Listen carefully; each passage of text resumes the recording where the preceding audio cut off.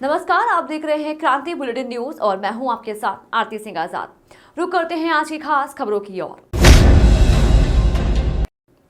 मुख्य सचिव doctor S Sandhu ने बताया कि कैबिनेट में निर्णय लिया गया है कि भर्तियों में भ्रष्टाचार को रोकने के लिए सरकार द्वारा शीघ्र ही एक सख्त नकल विरोधी कानून लाया जाएगा, जिसमें दोषी को उम्र कैद तक की सजा का प्रावधान किया जाएगा। साथ ही इस कार्य में अर्जित की गई संपत्ति को भी जब्त किया जाएगा। उन्होंने कहा कि लोक सेवा आयोग द्वारा लेखपाल की परीक्षा को दोबारा आयोजित किया जाएगा। जिन अभ्यर्थियों ने पूर्व में इसके लिए आवेदन किया है उन्हें दोबारा आवेदन नहीं करना होगा, न ही इसके लिए कोई फीस देनी होगी। साथ ही यह भी निर्णय लिया गया कि उत्तराखंड ट्रांसपोर्ट कॉर्पोरेशन की बसों में अभ्यर्थियों को किराया नहीं देना होगा। अभ्यर्थियों का प्रवेश पत्र ही उनका यूटीसी की बसों में टिकट माना जाएगा। नेचुरल डिजास्टर की डेफिनेशन यही है कि जो मैन मेड नहीं है, मतलब इट्स अ मैन मेड की नेचुरल ऐसे ही है। आप क्या मान रहे हैं? अब इसमें ये इसको नेचुरल डिजास्टर ही कहेंगे क्योंकि ये सदियों पुरानी जो अभी तक जो हमारे पास रिपोर्ट आई है कि ये एक लैंडस्लाइड का मास है जिसमें जोशीमठ के नीचे जो रॉक हार्ड रॉक होती है वो नहीं है, इसलिए ऊपर जो मास है जिसके ऊपर घर वगैरह बने हैं वो थोड़ा लूज है। अगर हार्ड रॉक होती, जिन शहरों में हार्ड रॉक के ऊपर जो बसे हुए शहर वहाँ ये समस्या नहीं है, तो इसलिए ये थोड़ा नीचे जैसे 1976 में थोड़ा सा रिपोर्ट आई थी कि वो समय भी किसका था, तो इसको नेचुरल डिजास्टर ही कहेंगे। पानी इतना आ रहा है वो तो नेचर का ही है, कहाँ से आ रहा है, तो इसलिए सारे इंस्टीट्यूट लगे हुए हैं कि इसका कारण पता करें ताकि उसका इलाज किया जा सके। सर हैदराबाद उस तरीके से पहले हिल स्टेशन की स्टडी होगी। आज हिल स्टेशन के ऊपर ही फोकस था, जहाँ भी हिल स्टेशन, क्योंकि वहाँ दिक्कत ज़्यादा होती है, हिल स्टेशन में वहाँ लैंडस्लाइड का भी ज़्यादा कारण रहता है और ज़्यादा समस्या आती है। पहली फेज में हिल स्टेशन की स्टडी। सर हैदराबाद इसरो ने शायद आपके पास रिपोर्ट आई जिसमें वो कहा जा रहा है कि पिछले 12 दिनों में 5.4 इंच दस्ता है और पूरी रिपोर्ट दी उन्होंने। ये सारी विशेषज्ञ जो जांच कर रहे हैं उन सभी रिपोर्ट्स का अध्ययन करके अपनी रिपोर्ट देंगे। आप लोग वो रिपोर्ट हम कैबिनेट के सामने रखेंगे और उसके बाद ही कोई निर्णय होगा।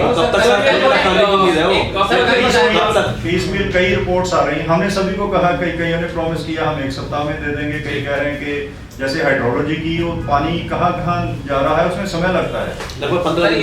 इसरो ने कल सैटेलाइट इमेज देखी थी, उसमें कुछ उन्होंने भेजा है उसको लेके कि वो पूरा डाटा दिया उन्होंने सैटेलाइट इमेज का इसरो ने। हमारे पास ऑथेंटिक रिपोर्ट नहीं है कोई आई सर, और ये जितनी भी ये सभी इंस्टीट्यूट हैं वो अपनी रिपोर्ट देंगे, उसको फिर विशेषज्ञों द्वारा ही, क्योंकि विभिन्न रिपोर्ट कहा कि जल्दी से जल्दी करें। कईयों ने कहा कि 1 सप्ताह में कर देंगे, कईयों ने कहा 2 सप्ताह में। ये जो रिपोर्ट सबमिट करेंगे, एक जो रिपोर्ट सबमिट होंगी, आपने कहा कि विशेषज्ञ इसको करेंगे, तो कोई ऐसी कमेटी टीम बनी है विशेषज्ञों की जो इन 8 कमेटी की रिपोर्ट्स को अपने लेवल पे स्टडी करके फिर अपना कोई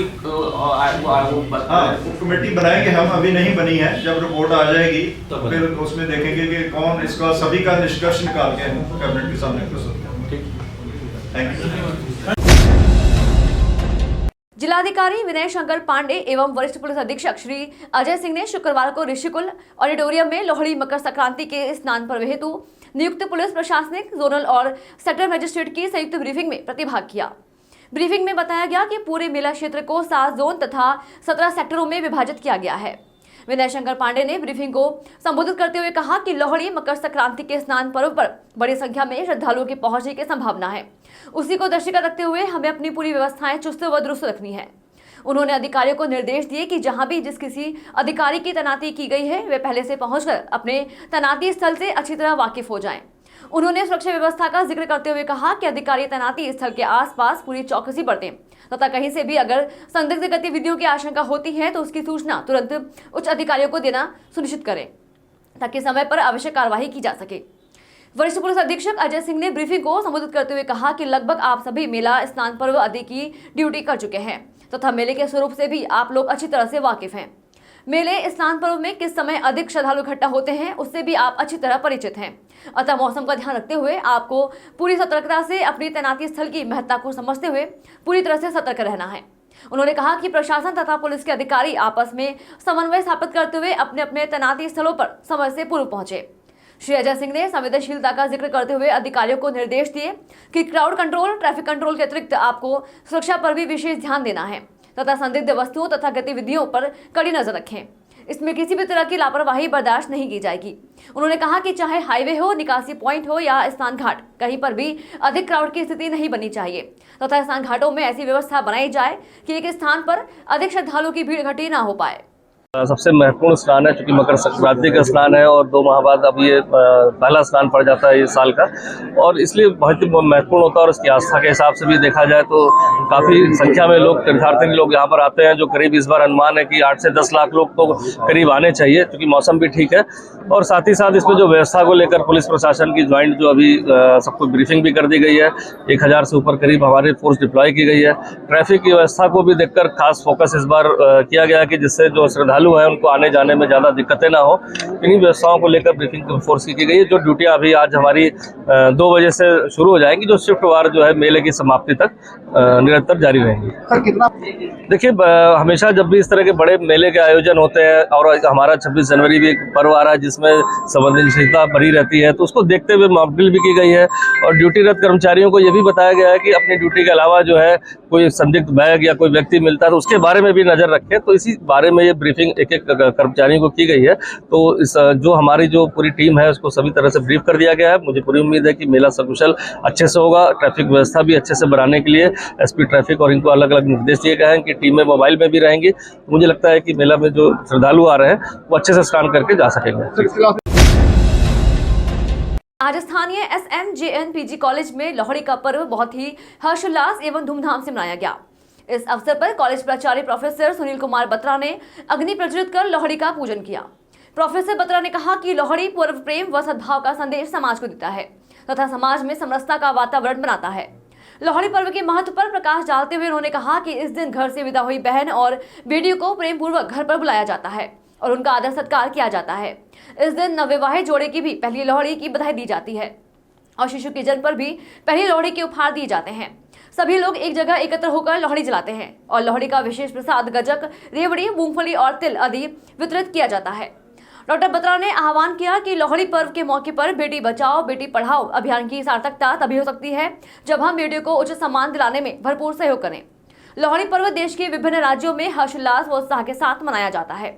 एकता व भाईचारे के साथ जात पात की भेदभाव को दरकिनार कर लोहड़ी पर्व आज की युवा पीढ़ी के समक्ष त्योहारों के महत्व को भी प्रदर्शित करता है। हिंदू संस्कृति में त्योहारों को बड़े उत्साह व श्रद्धापूर्वक मनाया जाता है। लोहड़ी पर्व एकता व समरसता का संदेश समाज को देता है। सड़क सुरक्षा सप्ताह के तहत परिवहन विभाग ने पुलिस और सामाजिक संस्थाओं के सहयोग से शहर में जागरूकता रैली निकाली। इस दौरान लोगों को ट्रैफिक नियमों की जानकारी देकर जागरूक किया गया। लोगों से ट्रैफिक नियमों का पालन करने की अपील भी की। बता दें कि ARDO कार्यालय पर आयोजित जन जागरूकता रैली का शुभारंभ सहायक क्षेत्रीय परिवहन अधिकारी प्रवर्तन मोहित कोठारी ने हरी झंडी दिखाकर किया। रैली शहर के मुख्य मार्गों से होते हुए वापस ARDO कार्यालय पहुंचकर समाप्त हुई। रैली के दौरान लोगों को लगातार बढ़ रहे सड़क हादसों के कारण की भी जानकारी दी गई। रैली में NCC के छात्रों ने रोड सेफ्टी के स्लोगन की नारेबाजी करते हुए शहरवासियों का ध्यान आकर्षित किया। लोगों को खुद जागरूक बनते हुए दूसरों को भी जागरूक करने की जिम्मेदारी उठाने के लिए कहा। और आज रोड सेफ्टी की रैली निकाली जा रही है। रोड सेफ्टी रैली में स्कूली बच्चे हैं, यूनियंस हैं, सारी की सारी ऑटो, विक्रम, ई रिक्शा, इसके अलावा बाइकर्स हैं, पुलिस विभाग का भी हमें सहयोग इसमें मिला है और आगे के लिए भी इसी तरह के कार्यक्रम स्कूलों में प्रस्तावित हैं। इम्पॉर्टेंट है कि जो यातायात के नियम बनाए गए हैं उनका पालन किया जाए। दोपहिया पर दोनों सवार हेलमेट पहने, हमेशा सीट बेल्ट लगाएं, कार के जितने भी ऑक्यूपेंट्स हैं अपनी स्पीड को कंट्रोल में रखकर वाहन चलाएं, ट्रिपलिंग ना करें, मोबाइल का प्रयोग वाहन चलाते हुए ना करें और यातायात नियमों का पालन करें। खबर जनपद उधम सिंह नगर के खटीमा से है, जहां खटीमा कोतवाली के अंतर्गत यूपी उत्तराखंड के सीमा पर स्थित 17 पुलिस चौकी क्षेत्र नौसर गांव के एक पीड़ित पक्ष ने जमीनी विवाद में चौकी प्रभारी पर मारपीट व बदसलूकी का गंभीर आरोप लगाते हुए पुलिस चौकी परिसर में धरने पर बैठ गए तथा पुलिस के खिलाफ नारेबाजी की। वहीं धरने पर बैठे आक्रोशित पीड़ित पक्ष ग्रामीणों तथा ग्राम प्रधानों ने चौकी प्रभारी को बर्खास्त करने, पीड़ित पक्ष से थाने में बंद बुजुर्ग व्यक्ति को छोड़ने तथा पीड़ित पक्ष के साथ न्याय की मांग की। आपको बता दें कि जमीनी विवाद में सूचना पर ग्राम नौसर निवासी हलीम मोहम्मद पुत्र पीर मोहम्मद के घर चौकी प्रभारी पुलिस बल के साथ मौके पर पहुंचे, जहां पीड़ित पक्ष तथा पुलिस में जमकर विवाद हो गया। वहीं पुलिस पीड़ित पक्ष से पीर मोहम्मद को जबरदस्ती थाने ले आई। इस मामले में पीड़ित पक्ष की शाहना ने बताया कि पुलिस द्वारा उनके घर पर पहुंचकर मारपीट की गई तथा महिलाओं के साथ बदसलूकी की गई और जबरदस्ती उनके पिता को मारते पीटते थाने ले आई। शाहना ने चौकी प्रभारी को बर्खास्त करने तथा अपने साथ न्याय करने की मांग की है। वहीं पूर्व छात्र संघ अध्यक्ष नवीन जोशी ने चौकी प्रभारी की कार्यशैली पर गंभीर आरोप लगाते हुए बताया कि चौकी प्रभारी को तुरंत बर्खास्त करना चाहिए और पीड़ित पक्ष को न्याय देना चाहिए। वहीं इस पूरे मामले में खटीमा सीओ वीर सिंह ने बताया कि सूचना पर जमीनी विवाद में दूसरे पक्ष को लेने नौसर गांव पहुंचे चौकी प्रभारी तथा दूसरे पक्ष में विवाद हो गया। वहीं चौकी प्रभारी के अनुसार उन पर हमला किया गया। उन्होंने कहा कि पीड़ित पक्ष द्वारा शिकायत दर्ज कराने पर जाँच कर कार्रवाई की जाएगी। ये कल का मामला है। नौशर गांव है, चौकी 17 मील क्षेत्र में पड़ता है। तो यहाँ पे ज़मीन को डिस्प्यूट को लेकर चौकी प्रभारी को कॉल आई थी, जिस पर वो वहाँ मौके पर गए। तो वहाँ पे दूसरे पक्ष को उन्होंने बुलाने के लिए कुछ सिपाही भी भेजे, तो वो नहीं आए। तो फिर वो वहीं पे उसके नज़दीकी कहीं पे है गए। तो उसके बाद उनमें कुछ डिस्प्यूट हो गया, जो दूसरा पक्ष था और इनमें जो सिपाही थे। क्योंकि जब 2-3 बार सिपाही को भेजने पर भी वो नहीं आए, तो फिर चौकी प्रभारी जो हैं 17 मील के, वो स्वयं वहाँ पे गए।